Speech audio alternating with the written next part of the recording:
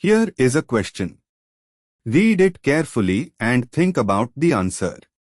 Let us solve it step by step. Let us first understand the key concept here. Tautomer stability depends on the degree of conjugation, hyperconjugation, ring strain relief, and overall thermodynamic stability of the alkene system. Analysis of each structure.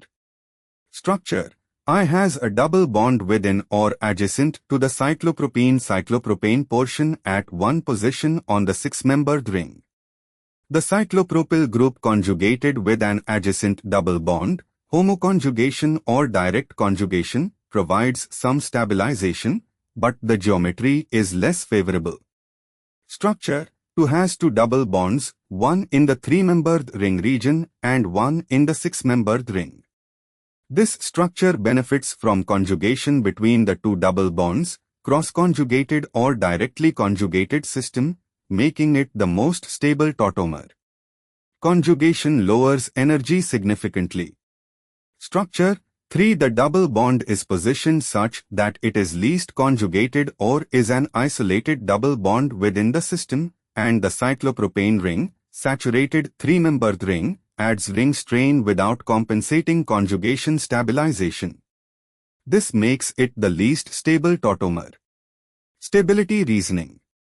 Structure 2 is most stable due to maximum conjugation between the double bonds in the bicyclic framework.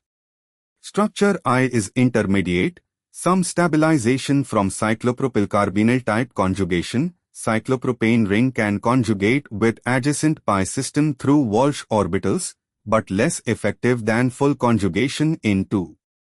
Structure 3 is least stable, isolated double bond, high ring strain from cyclopropane without conjugative relief. Thus the order is 2I3.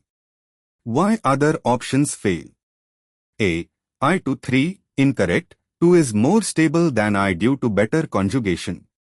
B. 3-2I, incorrect, 3 is the least stable.